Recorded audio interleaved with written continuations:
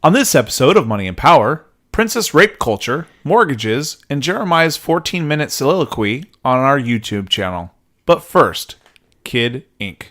I got the money and the power. Yeah. Once you get a little, they just want to take you down, cuz we've been going hard for too long. Can't get enough, what is you on? Yeah. Really ain't nothing I could drop that. Wake up in the morning, make it all okay. It's nothing. Welcome to episode 28 of Money and Power, our weekly look at questions related to finance, politics, and culture. I am your host, Nathan Martin, and joining me from Michigan, a financial consultant and host of the Rob Talks Money and Apologetics 105 podcasts, Rob Johnson. Howdy. And joining me in studio here in the crown jewel of rural Ohio, the subprime slumlord, Jeremiah Martin. I'm here. And also an excellent podcast host. So together we are the trio of talk, triad of the tittle tattle, and the triumvirate of the tete-a-tete. And I was alluding to the fact that I wasn't on last week's episode, but Jeremiah, you did a stellar job. Yeah, but no one listened because you weren't there, so they're like, oh, Nathan's not in. We can skip this one. I highly doubt that. I actually think it was probably the most viewed one. They're like, oh, Nathan's not. I've always wanted to see what would happen without that joke around. So, no, it was good. I was on a retreat with my business, and it was just crazy. So I wasn't able to pull away, but you guys did a great job filling in. So I appreciate it. Yeah, it was a lot of fun. And so I did have some nitpicks on your intro, though. Okay, hit me. So, like, some of the biggest things that occurred that weekend you never talked about. So, in your own life. So, the first one was that you got to meet Eric McTaxis. Yes. Didn't even allude to it, and I was waiting for it. And the second was you guys put up your Christmas tree. That's true. That is true. And so, just so everyone knows, because there was a little bit of a over-under on when you would put up your Christmas tree. And I still think you hit the over on that one because you were like a weekend after it. But yes, I've been getting some questions from our fans saying, does Jeremiah have his tree up yet? And is he really that insane? And yes, he does. So a couple things. So the one thing that I did mention in kind of my weekly recap was just how sick my family was. And frankly, that pretty much overshadowed everything else that weekend. In fact, we set up our Christmas tree kind of despite the fact that our kids were sick, and our 6-year-old, Josiah, was basically sitting on the couch almost the whole time because he was on the verge of puking. But all the kids begged to put up the Christmas tree, and we're like, it's been a terrible weekend. Like, we need one kind of shining spot in our weekend. So we did do that. And I did meet Eric Metaxas, and he is as cool in real life as I expected. He's awesome, and it was great to meet him. However, I was at a work event that evening the event in which I was able to meet him, and I had to leave early because I was holed up in a bathroom puking. So yeah, once again, the sickness kind of overshadowed everything else that weekend. So fair points, but yeah, there's only so much I can do. Okay, I understand. I was hosting. I was holding it all together. I had to keep Rob on track.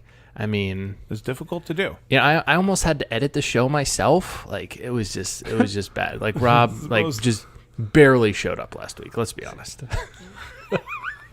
I like how Jeremiah is starting to tell jokes about him doing work for the podcast. That's a great joke. Oh my gosh. So, Rob, anything meaningful in your life? No sickness? No, both miserable losses by your football team?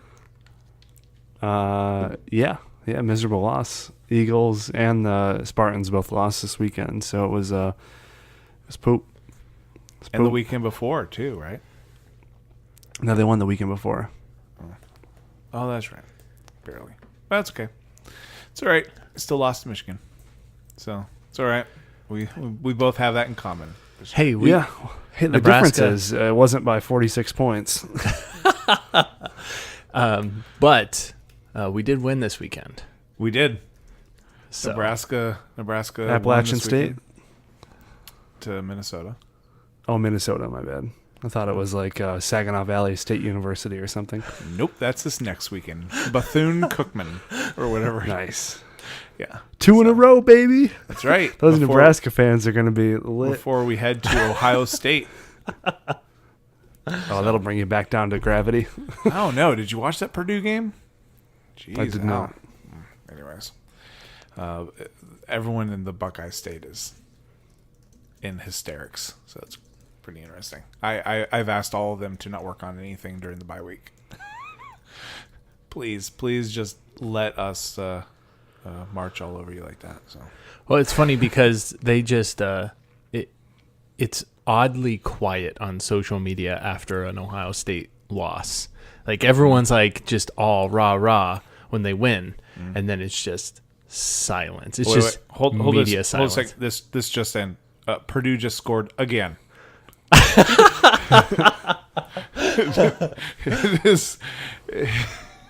It is Monday, and they're still scoring. How does that happen? Oh my goodness! All right. Well, so right now the Falcons are beating the Giants as well, 10-6. May or may not have the Falcons -4, so we'll see how that works out. Generally not well for me. So anyways, I guess that's it for the intro. Anything else we got to cover before we get down to the nitty-gritty? We have a great show in store for you. We're going to be talking about mortgages. And everybody just hit stop.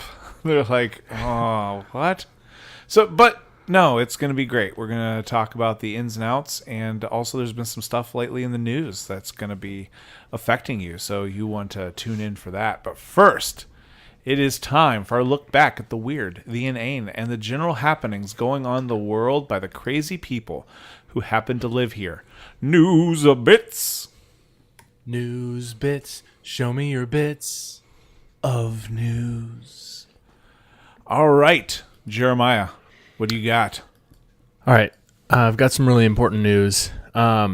First of all, this is kind of two main parts to this this news article. First of all, so that I don't bury the lead here, Burger King has released a new black slushie.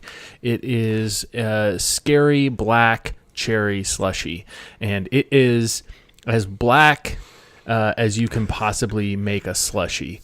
It is just a really, it's not like what you would expect a black cherry to look like. It is a very, very dark color. And which is great, cool, new flavor. But the second part of this news, it's not just that they released a new flavor, because that would be a pretty boring news bit. But Burger King's new black slushie is turning people's poop funny colors. So the 12-year-old in all of us is cracking up, and here's a tweet. Dear at Burger King, your spooky black cherry slushie turned my poop blackish blue. Thanks. Another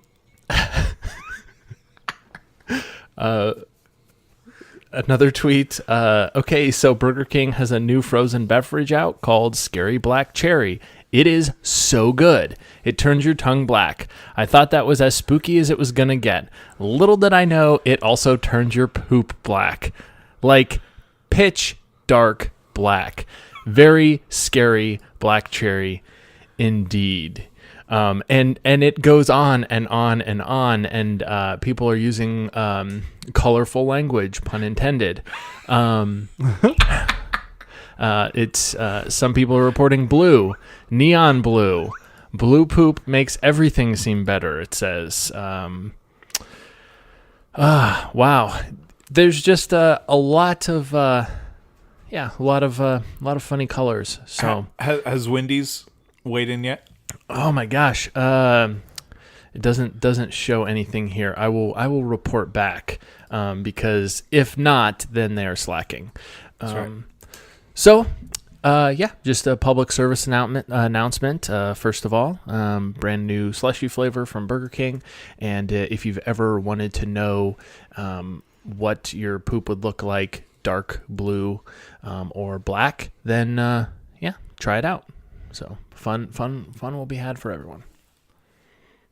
That sounds disgusting, by the way. I'm not a big fan of black cherry. Yeah. I'm not yeah, I don't know. I mean, I'd be interested to try it just because of the side effects, unintended side effects. Yeah. Yeah, that's fair. Everyone trying it's like 10 out of 10 would poop again. All right. You have any thoughts on that, Rob? Yeah. I don't. Okay. Just want to make sure. I want to try to be inclusive here.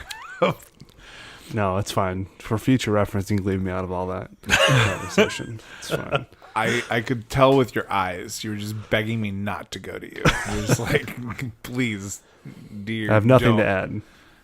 He was actually texting his wife like, "Can you go get me a black cherry slushy, please? Like right now. I need it." No, I was seeing if she can go wake up our sons. That way I can get out of this. Yeah. All right. Can you imagine feeding that to your kids and having to change your diaper on it? No, I couldn't until you put that image in my head. So thank you for that. You're welcome. I'm getting Ava a black cherry. Next time I'm near Burger King. Anyways, all right. So mine is a little not suitable for work, sort of. So it's just Sarah Silverman's in trouble. Yeah. So, but I will comment on this story. All right. So We see where Rob's priorities are. That's not really what my news bit's about. But if you are so inclined, go ahead and Google Sarah Silverman on Twitter, and you can catch up on all those gory details. And it is not. Yeah, you've been warned. But actually, my real thing is about this latest craze. So, Black poop slushies? no, not black poop slushies, although close. So, in an effort to drive their popularity down even further, feminists have taken upon themselves to present a new target of their sexual ethic. And that is Disney fairy tales. And how Snow White wasn't asked consent before she was kissed. And somehow that is indicative of a larger rape culture in the United States. So there's many a meme about how, Snow White dies because, can't give consent or whatever. But it's ridiculous on its face. Now, if you were so inclined and you want to say, okay, listen, Disney princess culture doesn't teach our daughters to be independent and teaches them that they need a man to rescue them, and like, okay, I can kind of see your point. I still think you're off your rocker, but like, I can kind of see that. But to go into this is just a new level of insanity. That okay, it's not that kind of kiss. You know what I'm saying? Like, it's not like he's jumping up on the platform with her. Like, everyone's like, you guys have seen Snow White before, right? No. All the animals are crying and the dwarfs are crying because she's dead, and he shows up and he's like, oh, and it's like true love's kiss, and like, oh, it's so great. Like, there's no rabbits and squirrels like screaming at, you didn't get consent. All right. Well, they don't know. They don't know about consent. They're animals. Let me ask you this. I haven't seen the movie. Does she know who the prince is prior to that going down? Yes. Yes. In fact, she sings from her balcony, looking down at the prince and like basically professing her love and like hoping that someday they'll be able to be together. If that's not consent, I don't know what is. Yeah. I mean, and I don't know. It's ridiculous. And the prince thinks she's dead. Like everyone thinks she's dead. So it's like a mourning, like grief-stricken kiss goodbye. Yeah. It's like it's for sure not. Oh, you know what this is the perfect time for? Jumping her bones. That's what this is. Yeah. No, he's not into necrophilia. Like, it's whatever. Well, I mean, we don't know that for sure. We're just saying that's not shown in the film. But even the other ones, right? It's like Sleeping Beauty, right? So they understand that the fairies are telling him like the curse can only be reversed if you kiss her. Like it's a part of the whole thing because whatever. I just stinking watch the movies before you comment on them. It's just so stupid. Anyways, feminists just trying to prove that they ruin everything. And that is my news bit. Rob. Yep. I'm with you there. Feminists. Rob's All just right, disappointed that you shifted to this Sarah Silverman. I was. Or no, it wasn't Sarah Silverman. It was Kirsten Bell was the... Well, it does tie in because Sarah Silverman's in the new... Thank you. I knew there was a tie-in there. So Sarah Silverman is the voice of Penelope von Schweetz in Wreck-It Ralph. And in the new Ralph Breaks the Internet, there's this big scene where she confronts the princesses, and it's kind of funny because it's like tongue-in-cheek and that kind of thing. But they're bringing up some stuff with the princesses. Anyways, so it does all tie in. But Rob's just disappointed that you didn't go with that news bit. He's like, well, you mentioned it, and then he's like, I really wanted to comment on that, Nathan. Well, that's why we have a discussion group, moneypowerpod.com/group. And go ahead and join that and see all this wonderful discussion that Rob's going to bring about this particular topic. We call that a tease. Anyways, Rob, what's your news bit? All right, so this has been in the news for a while, but it hasn't really been highlighted a whole bunch. So the Fair Isaac Corporation, the wonderful creators of the FICO score, are developing something new, and this is called an Ultra FICO score. Now, what the intention is with this is to give another point of leverage for a borrower to take out more debt. That's essentially what it is. So what they're doing is they're adding bank records as another tier or category that make up this Ultra FICO score. So basically what they're doing is they're looking at how consumers manage the cash in their checking, savings, and money market accounts. And they're going to create a weighted percentage for this. And the thing about Fair Isaac is they don't really divulge how certain factors make up a percentage. So, for example, credit history is a factor in the current FICO score, but there's no specifics on what exactly in your credit history they're looking for. So with this new score, the lenders are getting something that they've been asking for a long time, which is more ways to boost loan approval. So in this, because the economy is doing well by some measures right now, unemployment's low, consumer balances like credit cards, auto loans, and personal loans are all at record highs. FICO is looking for a way to work with banks to increase and expand that loan volume, which went super well in 2007. So, I mean, there's nothing at all that's going to be going wrong here. Went perfectly, actually. Hey. If you're trying to buy a home in 2009, I mean, that was the market for you, for sure. Yeah. So this is garbage, but what do you guys think? So I agree. my question is, so they're you said they're going to be able to look at your accounts, or you're going to give access for them to look at your basically more closer to your net worth and factor that in. Is that correct?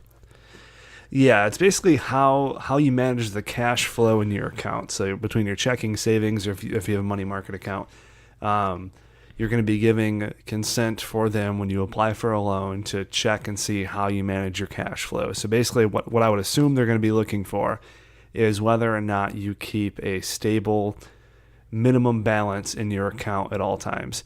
So for example, if they're, a person that has a average account balance of $1,500 might be more desirable as a loan applicant than someone who has a average monthly balance of $500. Okay, so here's my question: the higher that average balance goes up. So let me take a step back. Part of me is just like, why does this matter?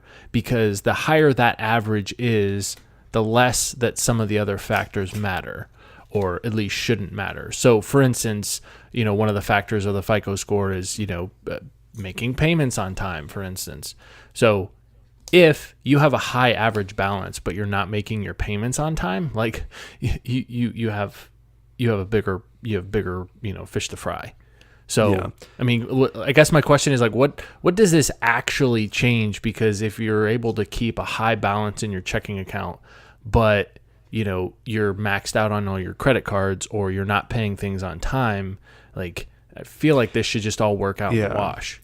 My suspicion is that for a long time, people who have, for example, your Dave Ramsey types, the FICO score has primarily been a measure of how well you manage your debt.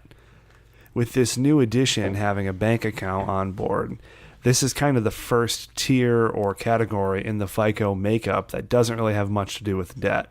So my suspicion is this is another avenue. So if let's say you don't have a credit card balance, but you have open line of credit, this might take the place of you not making payments because you don't need to make payments on time because you don't have payments, but you have a high revolving balance on your checking account.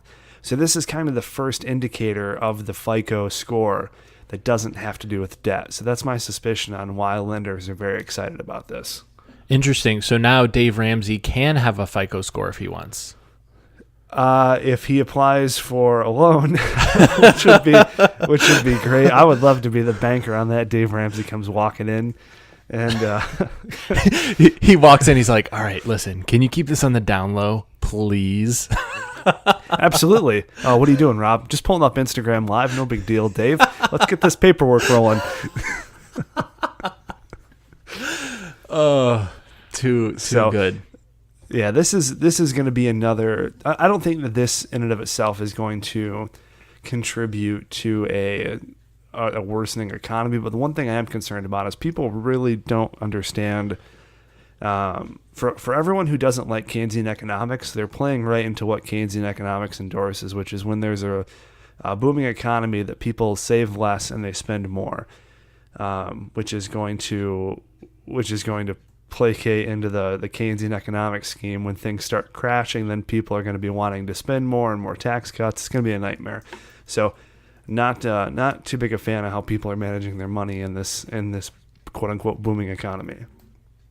Well, speaking of which, I saw a tweet, and I can't remember who it was from. I believe it was CNN, and it was basically a picture of people lining up for subprime mortgages, and the article was about how they subprime mortgages with zero down are now coming back into vogue. And I'm like, if you don't learn from history, so as a good segue to our main topic, that just kind of feeds into it. We're Americans. We tend to be really horrible with money.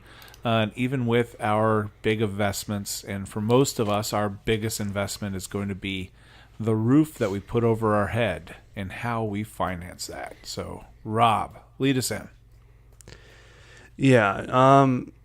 So one of the things that's important in this discussion is understanding the different types of mortgages and kind of what goes into whether or not something is what I would consider a good mortgage or a bad mortgage. So basically, there are two types of mortgages. There are fixed rate mortgages and what's called an ARM mortgage or a variable rate mortgage. It's an adjustable rate mortgage.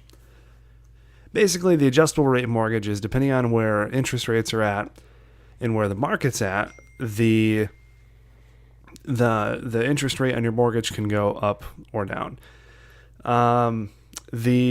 The premise of a fixed mortgage, obviously, is that the rate that you set when you close is the rate that you have throughout the life of the loan until you pay it off or refinance.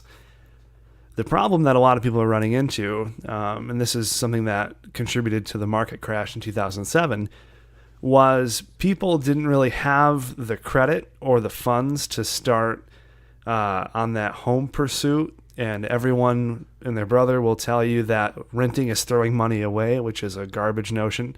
And because of that, people were going out and buying homes, and the market was super hot. So people were paying 10 to 20% over market value for homes in this gigantic bidding war. And what ended up happening was all these people were buying these mortgages they couldn't afford.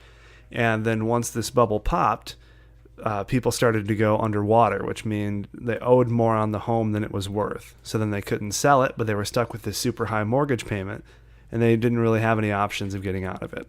So now, here we are again, almost in 2019, and as regulations are starting to be reduced, lenders are trying to expand this loan volume.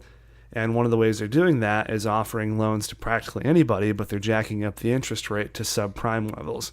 Now, subprime levels are very subjective based on who you are in the marketplace. For me, let's say an auto loan, anything to me above 7% would be a subprime loan. On a house, to me, anything 2% over the average. So right now, the average on a 30-year loan is about 4.65%. So anything in the 7% range and up, to me, would be subprime. Now, people will probably disagree here and there. They might say 10% plus. They might say I'm being a little bit too liberal with that, or conservative, I guess would be the more appropriate term with that standard. But this is a big deal. How you manage your mortgage and how you plan out your life. This is literally the biggest financial decision you're ever going to make. Is your mortgage, because you're strapped into it for 15 to 30 years. And there's so many people out there in such a big rush to buy a home, they're not really considering the finer points. So I'll pause there, let you guys respond, and then I want to talk about a couple more things. So on the subprime, your definition of subprime. So I thought subprimes were set up to where they were actually lower teaser rates, and then they kind of bumped up to a higher rate down the road.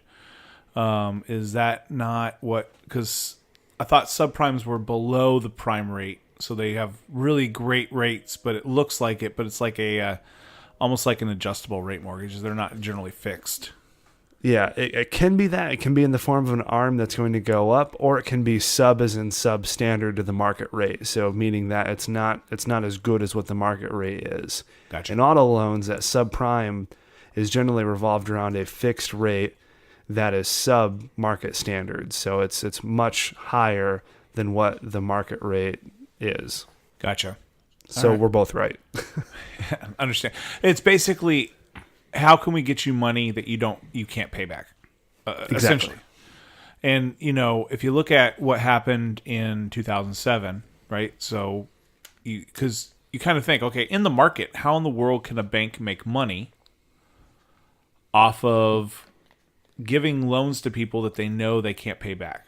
Now, there's obviously issues with, like, you can't redline, and sometimes you just have to give people money if they meet certain requirements. And of course, the banks lobby for those requirements to be as loose as possible because they want to be able to do the loans. But basically, what they found out is if they wrapped up all this bad debt into things that people can invest in, they could make money coming and going, with the thought that they could just get bailed out if necessary. So basically, we privatized the gains, but we publicized all the risk.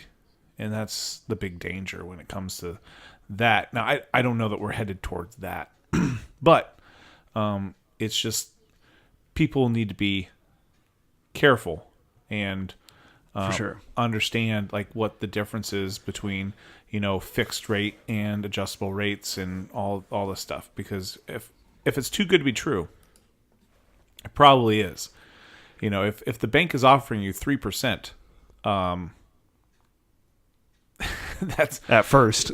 yeah. There's something there. So And this is the problem too, and this is one of the things that I'm really disappointed in about how our government has ran this program, which is the veterans home buying opportunity. So veterans can get a loan at zero down, but that really doesn't help them in the long run, because if the home prices go down, you're going to be underwater. And if the loan that you got originally was from some super liberal banker that let you buy out of your range, then you're going to be in a really big problem. So I've been an advocate for changing around how we run the veterans program for home buying for a long time. And that's something that I was hoping that a president administration in my lifetime would do, because I think that does a really big disservice to veterans. yeah, zero down. You can also borrow up to 90% instead of, I think the standard is 80%. You can buy up to 90. You can actually borrow up to 100%. So zero down, you can borrow up to 100% of value, and you Correct. can also tack on an additional $6,000 if you decide to make energy efficient improvements to the place that you're buying if it's a new buy. Yep, and they'll wrap in closing costs, where like something like an FHA loan, you have to put 3.5% down plus closing costs.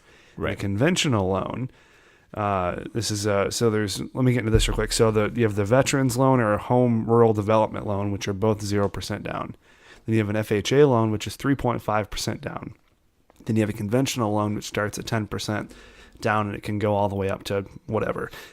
The problem is anything below 20%. So if you put 18% down, they're going to tack on something called primary mortgage insurance, PMI. Now they're going to make this look like it's a benefit to you, but really it's a benefit to them. So basically the way it works is it's about $75 per $100,000 loan. So if you have a $200,000 house, you're paying an extra $150 per month for this PMI. Now basically what this is, it's insurance for the bank that if you default, they can still sell your house and keep their investment solid. So it's basically just insurance for the bank that if you default, they're still going to have their money saved. So PMI is never beneficial. Some credit unions do a really nice job, and they'll do 10% down, no PMI, but they'll bump your rate like 0.25%, which isn't a bad deal. But that's something they need to look out for. And the VA, you don't have PMI. So, Correct. Absolutely right. So, I'll kind of disagree with you. I don't necessarily think it's necessarily a disservice to people, especially if you consider where military bases tend to be. Their housing tends to be a little more out of scale. Military service members tend to have to do a higher percentage of their monthly income to their housing. Even where they get BAH and housing allowances and all that. So, I don't necessarily see, especially when you don't have to have PMI, it's fully guaranteed. Also, VA has very, very strict guidelines on their appraisal process. So, there's a lot of times where houses don't meet criteria for a VA loan, because of the shape it's in. That it would apply to others. So there are some protections in there. I think the problem that I have is that if we're going to set up a program for veterans, I would prefer it to be a program that doesn't put them at equal equity when they get into a home. I think there could be a better program out there that might cost a little more up front, but it might have a little bit of a back end benefit on the market if they came in with, let's say, 5% equity in the house. Rather than none. That's all. I'm not saying it's a huge problem waiving the PMI and they do have very strict guidelines on home inspections and appraisals, but I think that there could be a better program that puts veterans at least some equity in the home prior to them moving in. That's all. So two things on that discussion real quick. First of all, if it's someone who's on active duty and they're they have the potential to be moving within 3 to 5 years because they're on active duty. I mean, they probably shouldn't be buying a house to begin with, because I know of situations where there are military members that have this like string of houses across the country because they've done a permanent change of station every 3 years and bought a house. So I don't really necessarily think that that's a benefit in that case. But my question for you, Rob, is if this program were to be changed, one of the problems with, frankly, any benefit for military or veterans is that any change to it becomes a political football that everyone's going to want to pose as, I'm doing this to benefit the veterans, or I'm, the other side is doing this and they're, they hate our veterans, that type of thing. And so it just becomes this political football. So in that case, like if there was an administration who was planning to take this away or to change it in some way, I mean, how could it be done that simultaneously benefits the veterans, but also kind of wins that PR battle? Because even if you do a change like, making it a 10% or a 20% down, whatever it is, or less, 5%, even if you bumped it from 0% to 5%, that's going to look like a change in the benefit to the detriment of the veteran, even if it's not really a detriment. Yeah, I would probably have it where if it was President Johnson, which could be coming soon. So 8 years, I'll be over 35. So what I would do is I would run both programs simultaneously. So I would run the old program as sort of a legacy program for like 5 years. And then while that was winding down, I would set up a new program where, and I'm still working this out, but this is kind of top level thoughts. I've been thinking about this for a bit, is I would have them throw up 5% down, and then through their interest rate, I would discount on their amortization schedule that 5% that they put up as a down payment over the life of the loan. So they would be getting that money back through a lower than market interest rate over the life of the loan. So basically, you hate our veterans and you don't want them to buy a house. Got it. Exactly right. 10-4. I mean, obviously, I'm kidding, but that's the way that these programs work, and it's one of the reasons why there are bad programs that actually don't serve veterans, that are legacy programs that there's really no way to change because no one wants to touch them, because one side or the other is going to say that you don't care about veterans, you're cutting their benefits, even if it is overall beneficial or something they didn't have before. Yeah, well, look no further than the retirement structure changes. Absolutely, yes, completely beneficial to people. But the way we can talk about that in detail further on. But there are a lot of other loan options too. I know that when we first bought this house, we did an FHA renovation loan, so we were actually able to buy based off of projected cost, which was great because it was great for us, I should say. I don't know if it's a great program, but it was great for us because our house needed a lot of renovations, and we wouldn't have bought this house. And there's a lot of people that just move to new builds instead of going into renovation because they don't have $20,000-$30,000 lying around, especially if you are new. So I appreciated the benefits of that program, but I could definitely see going through the process. I mean, the bottom line is this: I knew what I could afford. Yeah. And I said I can afford X. All right. So I think at the time it was like 100. I could go to 162,000. Okay. I went for a pre-approval, and the bank came up and said, "Well, we kept on running it up to like 250, and it kept on approving you. So we just stopped." And I was like, there's no way. There is Yeah. no earthly way that I could afford a $250,000 mortgage. There's no way. And I knew that at the time. So I said, I don't care what the bank says. We are going to go with this amount.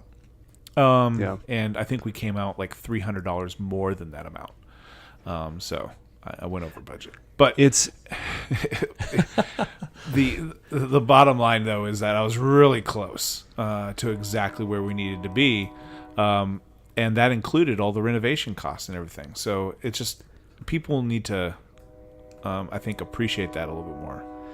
it's interesting how they calculate that. So a little bit of insider information. It's depending on the bank, of course. Every bank has their own standards. There are minimum federal standards that they need to meet.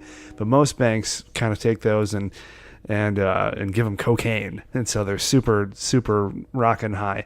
So basically, like for the average person, they'll take 40 to 50% of their monthly net income and multiply that out into a 30-year loan, and suddenly, voila, that's how much you can afford on a loan. But for most people, spending 40 to 50% of their monthly net income on a home isn't that wise. My recommendation has always been take your net income every month and then take 30% of it, and your monthly payment for your home or your rent should be lower than that. Now, there is a ceiling to that. If you make more than $150,000 per year, that 30% rule stops at $150K. So if you're making $1 million a year, you don't need to be spending 30% of your money on a home payment. That would be stupid. So yeah, 30% of your monthly net income ought to be spent, or less, ought to be spent on mortgage or rent. Anything higher, and then you're running very closely into the category of being house poor. Yep.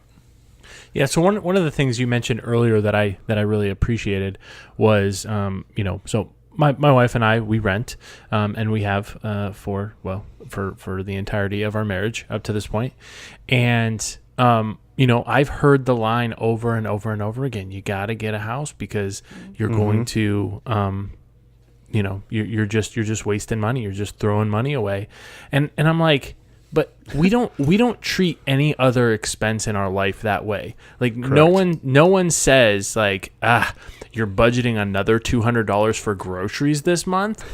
You're just throwing that money away. You're literally flushing that money down the toilet every month. Yeah. Eventually.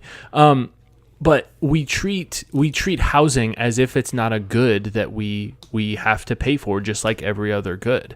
So it's like, no, I'm not wasting money. I'm paying fair market value for a roof over my head, and just like my utilities and just like my internet, that is something that I have to pay for every month. Now, obviously, there's the argument of like, long-term investment and, kind of long-term wealth building. But, people need to understand that everyone's at a different place in their lives. And Correct. me and my wife just buying a house just because it's quote unquote a good investment doesn't make sense if we're not at a place where we have the savings, or we have what we need to, talk about a down payment and then an emergency fund and everything else. And even just the place that we've rented for the last 4 or 5 years, since we've been in that house, our landlord has put on a new roof, replaced the entire central heating system because the boiler went out. She has put on new siding, the re-insulated things, like new flooring in different parts of it, new bathrooms, tubs, like a ton of work has been done, not just because it's a nice to have, but because it's an older home and it needed it. And I just think if we own that house, like we couldn't afford, even if we could afford the mortgage payment, we couldn't afford all of the, secondary and tertiary things that come with it. And that's something that people have to consider. And I think that's also why that 25 to 30% of your income is a good place to be. Because the more cushion you have, the better. People look at, can I afford this payment? And it's like, well, maybe you can, but have you considered the secondary and tertiary costs? Well, Yeah. I'm gonna interject there because I agree to an extent. So should somebody spend 35% of their income to purchase a home just because? And the answer is no. But if your choice is spending $600 a month renting or $600 a month owning, you are throwing away that money into renting. And because your home is going to be an investment and you will be able to make that back. Real estate price, unless you live in a really crappy area, right? That's a whole nother area. But if you're making decent decisions of where you're going, when it comes down to it, you are throwing that away. So I understand what you're saying is we don't say that with anything else, but we do say that with other stuff. We do say, hey, you know what? If you look at your budget and you're not investing in your retirement and you're not actually getting net worth or equity in other things, then you're making a foolish decision. So if you're putting that $200 extra that you're putting into groceries, if instead you could be being a little more economical with your money and investing in your 401k instead, that would be a wiser financial decision. And I think the same thing holds with a house. So for example, right, I talked about our house, right now, and we've been in our house for 10 years. Okay. But right now we have over $70,000 of equity in our home. Right. And if I had spent that amount, which by the way, I would have had to spend that amount more so in rent for my size family, what we would have to do to rent would be more than what my actual mortgage is. Okay, so a couple things there. First of all, it's not a good analogy to liken it to other investments such as retirement and other investments, because there can be an argument, and Rob makes this in his plan, that yes, if you can do it, you should be putting aside some stuff for retirement, absolutely. But you can choose that. The more analogous thought would be, you have the option, your options are 0% into retirement or 20% of your income into retirement, and there's no in between.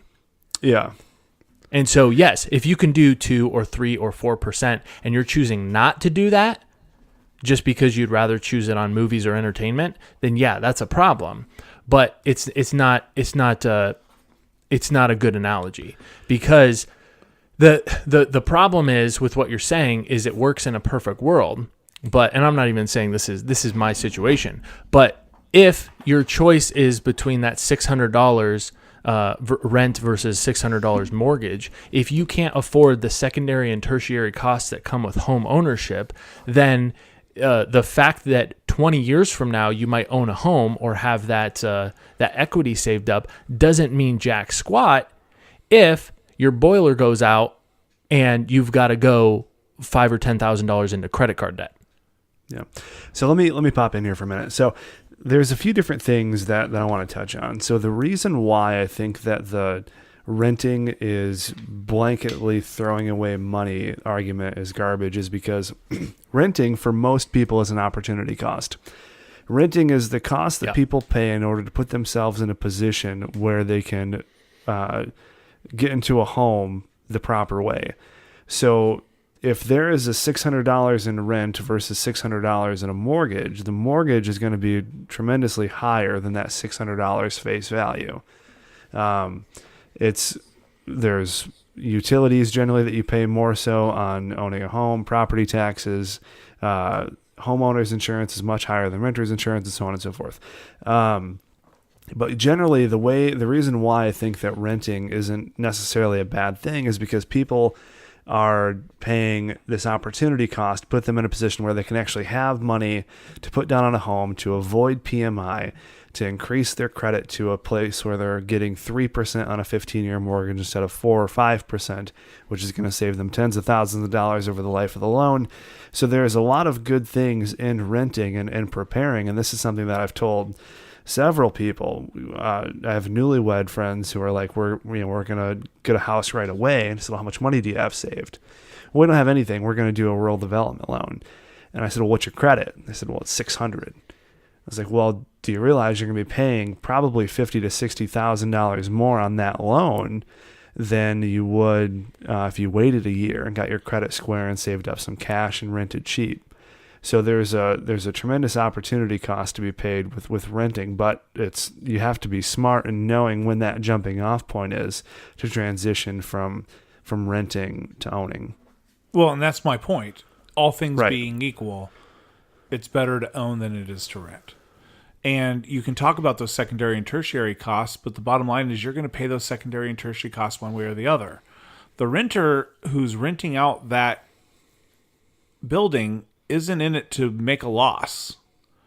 So you are paying the property taxes. You are paying the utilities. Even if you're not necessarily paying the utilities, you're paying the utilities. And oh, by the way, that renter does not have any reason to get you better utilities. So you are going to get the cheapest boiler. You're going to get not the most energy efficient boiler. Like, you're not going to be able to make those decisions. And so you're paying the tertiary and secondary costs, especially the only way it works is if you're in a different market. So for example, if you are commuting 45 minutes instead of 30 minutes to work because the renting is different, right? But if you're in a similar market, you're already wrapping up those secondary and tertiary costs.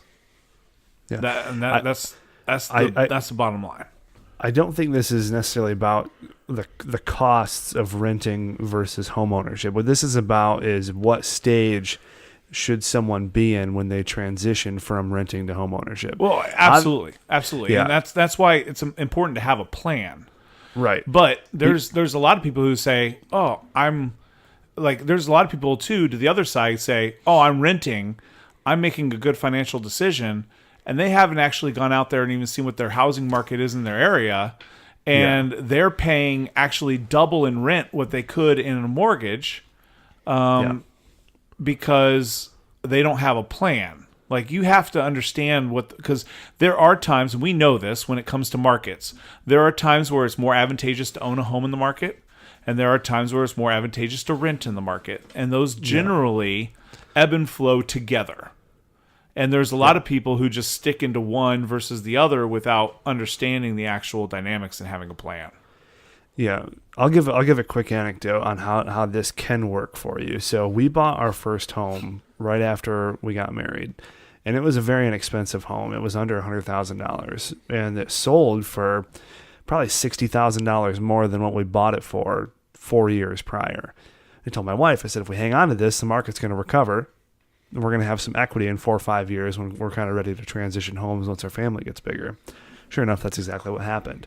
So we sold the home, made a bucket of money, and then upgraded in-house. So there are times when you can recognize, post-recession when the market's going to come back up and know when to rent and buy. But the problem is, for a lot of people, is they will either rent too long or they'll jump into a home too soon. And generally it's jumping into the home too soon that's going to cause them more problems, because if you jump into a home too soon, that becomes more problematic than renting too long, in that you're looking at foreclosure or doing a short sale or doing something that's going to impact your credit and impact your ability to rent.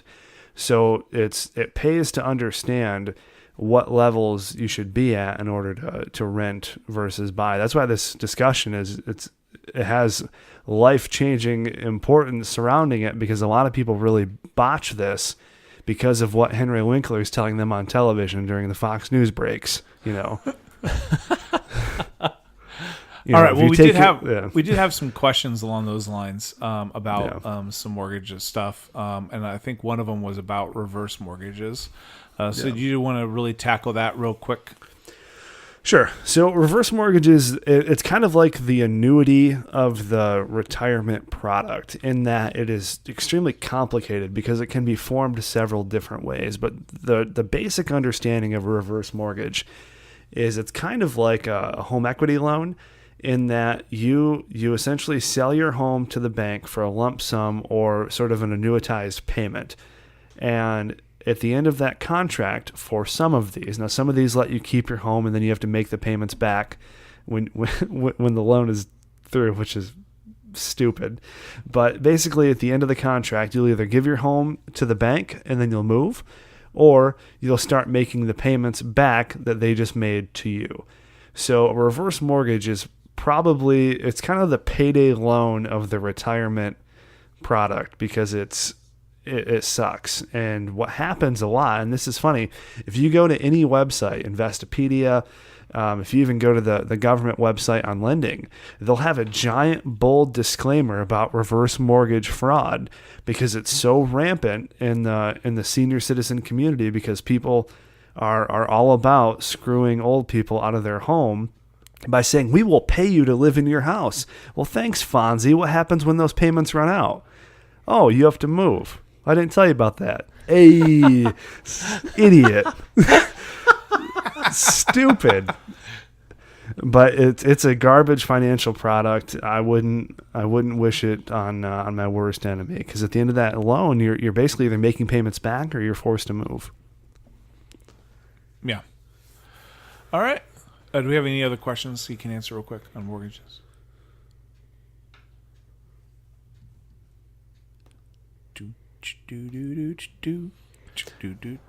I will add one thing while he's looking. So recommendations for me for buying a home: have 20% down, avoid PMI. I recommend a 15, but if you do a 30, just make sure it's under that 30% area. So 20% down. 15 is preferable over 30 because your interest rate's lower. You're paying on it less, but the payment's going to be a lot higher. And don't forget that you have to pay insurance and taxes. People always get jazzed up when they're on the Zillow website about how much their mortgage is going to be, and they're like, oh yeah, property taxes are a thing. And the difference is, for example, about 20 miles to the west of me, property taxes are about $5,000 per year. Where I live, it's like $1,200 per year. So that's the difference in $100 per month versus $420 per month. So very big differences when we're talking about calculating mortgages. Yes. And then you get homeowner association and all that kind of stuff as well on top of that in some areas. And which, hey, fun fact, Rob Johnson is on a homeowners association board. Nice. All right, Jeremiah, what do we got? All right. So we posted earlier today on the Facebook page, and you can find us there at facebook.com/moneypowerpod. But we posted to asking for people's questions or thoughts or comments, and questions or thoughts on mortgages. And Tony Vance replied, "I'm for them." And I responded, "Hot takes from Tony Vance." So apparently mortgages are thumbs up from Tony Vance. Well, in West Virginia, it's like $12 and a handshake for a for a 4-bedroom 2-bath. So it's of course he's for them. It's dirt cheap. You can go panhandling for a day and have your down payment. Tony Vance actually owns half of the real estate in West Virginia. Little known fact. It's true. It's all those dead people that come through his funeral home. He just takes their note right out of their pocket. It's amazing how he ends up on so many wills. How does he manage that? But he did have a serious question. He said, "Is it better to do biweekly or monthly?" It doesn't payments? matter. It really doesn't matter. Bi-weekly, they'll just span it out and say, hey, you're saving. The difference is if you do bi-weekly, you're making one extra payment per year. But really, it doesn't matter, because if you're running, and the reason I say it doesn't matter is because if you're running a tight financial plan and you're going through these financial moves that I instruct people to make, then your mortgage is going to be paid off at a much faster rate than if you do monthly or bi-weekly or weekly or quarterly, or it doesn't really matter. If you have a tight financial plan, it's going to get paid off early. Good stuff. Yeah, that's all we got as far as our questions. Did you have anything else, Rob, before we wrap up? if you're listening and you're young and you just got married and people are pressuring you to buy a home because that's what's expected of you, please just have the balls to tell them, look, we're not ready. We don't have the cash. We don't have the credit. It's going to be far more expensive to do it rather than wait a year or two. So just please have the courage to tell people to mind their own business. And Nathan just signaled for a touchdown, which means the show is over.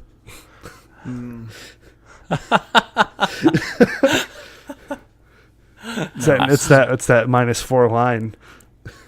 Garbage touchdown, garbage 2-point conversion, and now the Giants are down 23-20.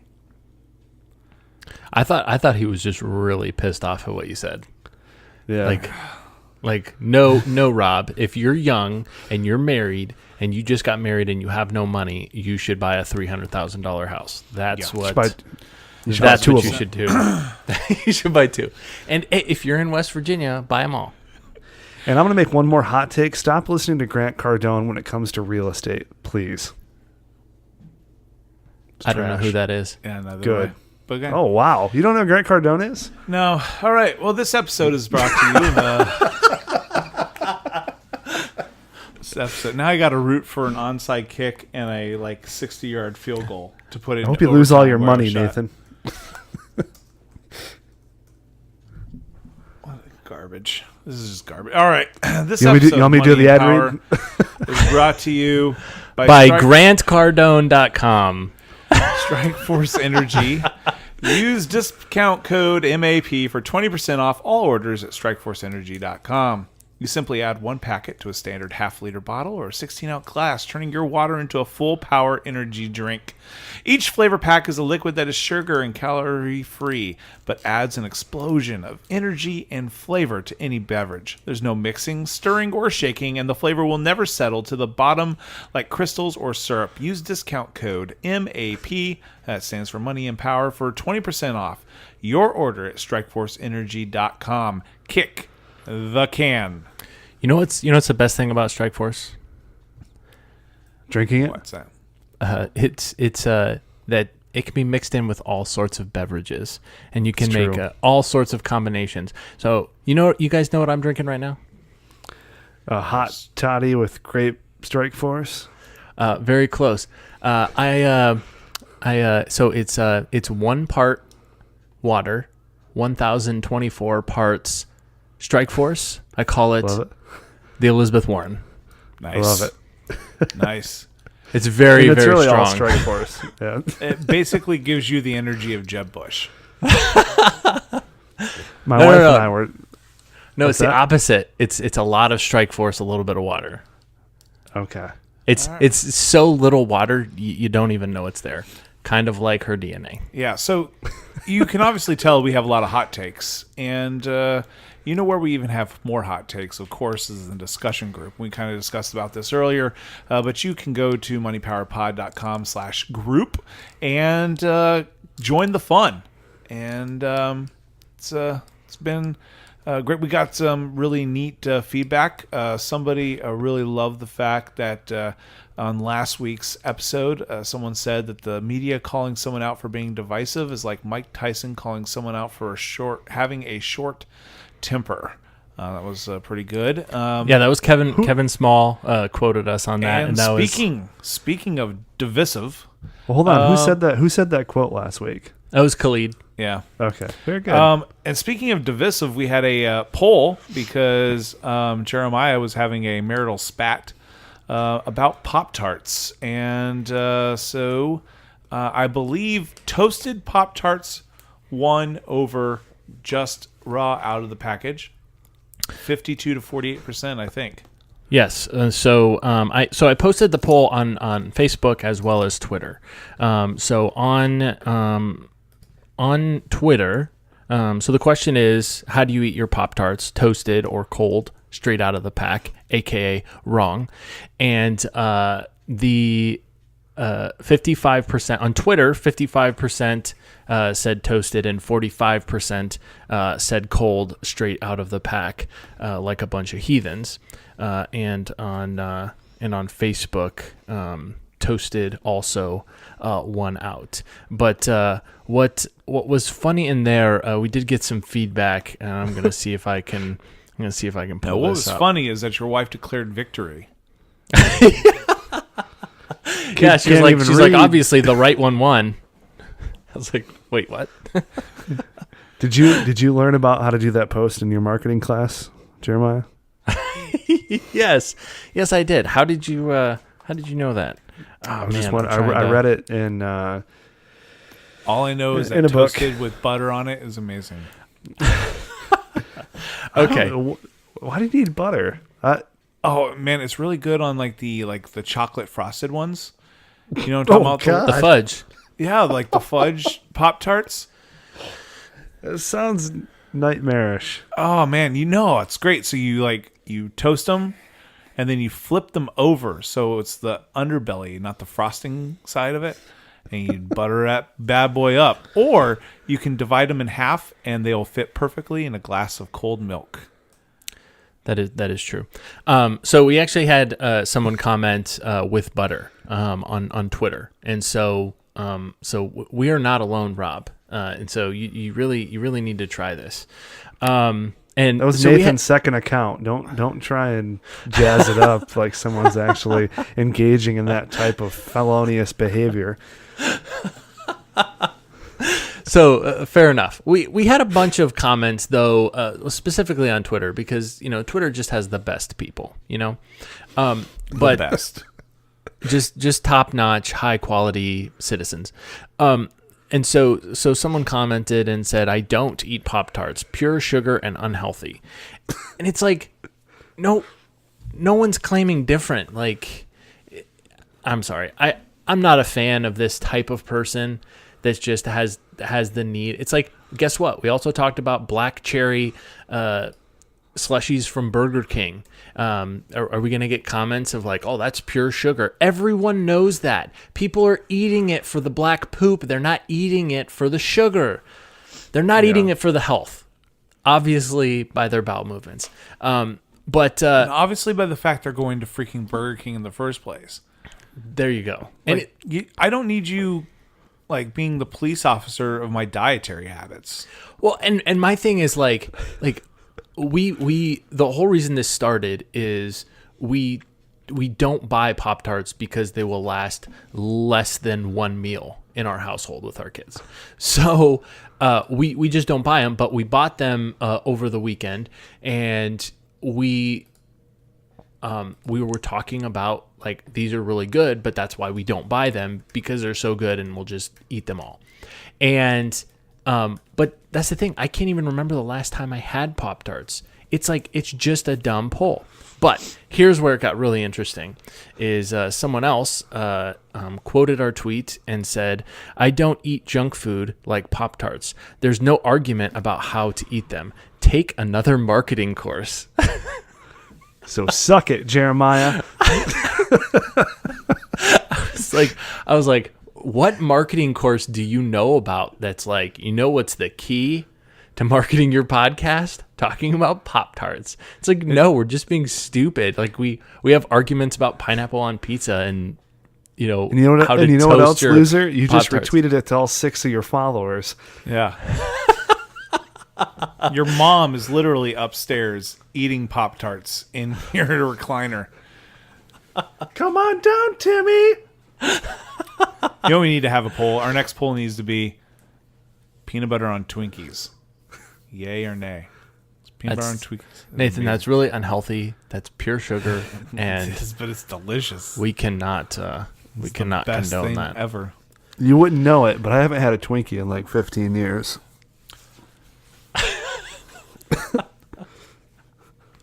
I just never had one. It's not my go-to. That's because you didn't put peanut butter on it, bad boy. Actually, it was my jam back in the day. So I'm gluten free now, so I can't do any of that crap. Celiac, God bless it. But anyways, so my back in the jam was those Suzy Q's. They're basically that chocolate cake with cream sandwich. Suzy Q's. Yeah. That's crazy. What was it like marching with Martin Luther King back in the day? That was great. Susie Q sounds like it's from 1950. Probably. I don't know. Yeah. Back before Twinkies went out of business. Yeah. And then they came back. So anyway, if you want to join us in all of our fun discussions, where we talk about Sarah Silverman and all of her happenings, we talk about just dumb arguments over unhealthy snacks, and everything in between: politics, culture, faith, finances. We talk about that in our discussion group, moneypowerpod.com/group. We'll link you there. Ask to join, and we will let you in, and you can enjoy all of the fun conversations, as well as always, you can follow us on Facebook, Twitter, and Instagram at MoneyPowerPod. And we also have a new thing where we're putting these up on a YouTube channel. That's right. We did start up a YouTube channel, and we're slowly releasing those, getting our back catalog up there until we get caught up. Which reminds me, Nathan, we are for the rest of October and through November.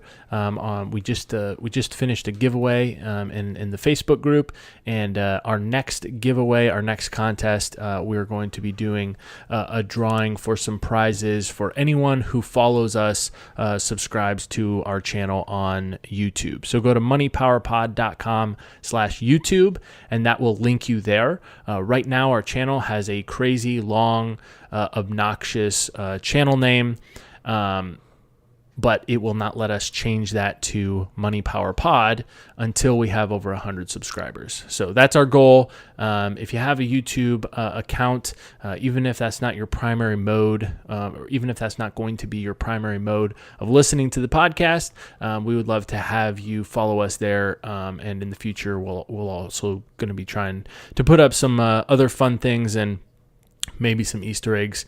But yeah, please follow us on YouTube, moneypowerpod.com/YouTube. We'll forward you there. And anyone who follows will be in, or anyone who subscribes will be in a giveaway, be in a drawing for some great prizes at the end of November. So subscribe and follow us on YouTube. So parting shots. Jeremiah. All right. So I've mentioned this before, but I will mention it again because the more I get into it, I'm really enjoying it. So my recommendation is that people check out the Dream podcast. It's all about MLMs, multi-level marketing, and pyramid schemes, and everything in between. And it's a lot of fun, and it's very interesting, and it's kind of like a true crime podcast meets MLM documentary, and I'm really enjoying it. And they just dropped an episode, I think yesterday or the day before, just every episode. It's one of the few podcasts. I listen to a lot of podcasts. It's one of the few podcasts that every week I'm just excited when I see it in my podcatcher. So that is my recommendation. Check out the Dream podcast wherever you listen to podcasts. I just got my second class action check from MLM I was in that they got sued, and I got some money back. Wow. So you only net you only lost like $10,000? No, it wasn't that much. It was like $50 or whatever. It was the entry fee or whatever, and it was like a favor to a friend. So I was like, We should do for our next financial topic. We should do like an all MLM show. We should, but not next week. Not next week. Next week we're going to be talking about the midterms. Yes, and we're going to be doing our predictions, and then we can be held accountable for our predictions, and we can make fun of the people that made terrible predictions, and we can laud the people who made great predictions, just as the great minds of our time. So Rob Johnson, the Puxatawny Phil of the political world. Yeah, except his prediction is going to be like 6 more weeks of Trump. You're like, Rob, that's not how this works. That's not how any of this works. I saw my shadow. Rob, you know that Trump is not up for re-election, right? No, just impeachment. And we will see. We will see. Tsunami. All right, I know. Rob, what do you got? I don't know, man. Do you want to go, Nathan, while I'm thinking of mine? No, I was hoping you would go while I was thinking of mine. All right. Sure. So let's see. What did I do this week that was noteworthy and recommendable? He's like, working for a paycheck. Highly recommended. Yeah. I guess my parting shot would be like, so I'll give just a quick motivational speech. So when I was doing my MBA program, I was working like 50 hours a week doing RTM, and I was doing all that stuff at night. So my rule in my house, for the most part, is I don't record or write unless everyone's sleeping, or at least my kids are sleeping. So most nights, if you text me at 2 a.m, I will probably write right back to you, because generally I stay up between 1 and 3 a.m. every night. But unfortunately, a lot of people that I run with in my circles are telling me all the time how they don't have time, and they don't have they don't have the means to do things, and generally what I tell them is like, look, I started RTM with like $500, super cheap, and it went really well. Like the network that we're doing, it's not that we're putting 40 grand into it and just banking that we're gonna roll doubles. Most things that you can do, you can just do with time and effort, but people are very lazy. So if you're one of the people out there complaining about not having enough money or not having enough time, one thing that was really encouraging that I saw this week, and I'm finally leading my way into the parting shot, is Gary Vee has a new series called Trash Talk. And on the series, he just goes around to like 20 to 30 garage sales, picks up stuff and flips it. And on the first episode, he picked up like $103 worth of stuff and sold it for $2,600, and that was actual selling on eBay. So minus fees, he paid like $2,200. But there's money out there, but people just don't make the effort to go and do it. They would just rather sit around and complain and watch MASH on rerun. So just make sure that if you're one of those people, not to let that get you down and that you can't do anything, because there's a lot of money out there to be had. It just takes really effort and time. So, parting shot. Whoops, hold on. Boom. That first keystroke didn't. You're gonna hear that on the mic. Yeah, that was a fail. That was an authoritative click. I'll fix that in post. Rob, so what I hear you saying is the key to success, the recipe for success, is to go to strikeforceenergy.com, use the coupon code MAP, order a bunch, and I mean just a metric ton of Strikeforce Energy, have it delivered to their house, and then once they're done just chugging as much as possible, they don't need to sleep anymore. Yep. Record at least 100 podcasts, join our podcast network, and then finish it all off by joining our multi-level marketing scheme and getting a reverse mortgage. Yeah, but just make sure you will everything over to me, so when you have a heart attack, I can ride off of your wave of success. Okay. I just got from that I should put my kids to bed earlier. That's what I got out of that. Yeah. 5:30 p.m. My kids have strict bedtimes. Dad, we haven't had dinner and it's light out. Whatever. Doesn't matter. Summer is the worst for that. I'm like, going to bed. It's still light out. I don't care. Yeah, but it's like 10:30. Take it up with God. It's 10:30 and it's still light out, so you're going to bed. That's right. That's why they invented Benadryl. Just joking, everyone. It's a joke. Anyways, all right. I still have my parting shot. I guess I'm gonna do a. Oh, I love when people use the phrase, "It is what it is." That's just a great phrase. I love it. I really love it. It's nice.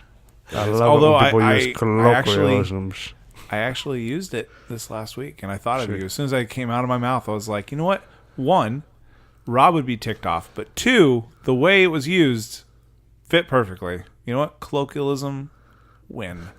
Unless you Colloquialism used it one, in sign language, Rob it's Johnson, not acceptable. 0. There's no proper use for it is what it is. There is. I would rather people just say that sucks. It's a matter of, you know what? I can't change it. Then Why are we say, hey, talking you know about what? it? I It is can't what it change is. this. I need to deal with that, and I just can't change it. And that's it. Pray about it. Go home. Don't say it is what it is. So you could say the 5 words, it is what it is. Yeah. Or you can, just repeat that paragraph that you just said. It is what it Very- is a coping mechanism. It doesn't help deal with the problem. You're really just putting a bandage on it. You're not. By you're not sewing it definition, up. a coping mechanism helps you cope. Yeah, it's temporarily though. It's a temporary coping mechanism. That wound's Okay, gonna so pop you're back just open. upset about the length of the coping. No, I'm upset about how stupid the phrase is. It's amazing. Yeah. You know what? You don't know what you don't know. Hey, this podcast is a podcast. It is barely, but it is. Oh, man. Well, we know colloquialisms with Rob is not going to be a podcast on the podcast network. Yeah, Rob will never talk colloquialisms or however you say it. Rob I only have talks one good colloquialisms. pronunciation. All right, you know what? That's going to be my parting shot. I'm going to go back on this. I'm sorry. I had All my those people finger out there- on the button. I know everyone did. You know, all right. If you have to be reminded to vote constantly, consistently on every media platform and every platform that you're on, I don't want you voting.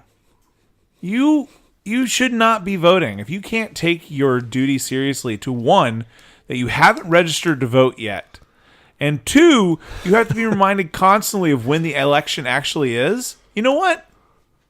No vote for you. You don't deserve it.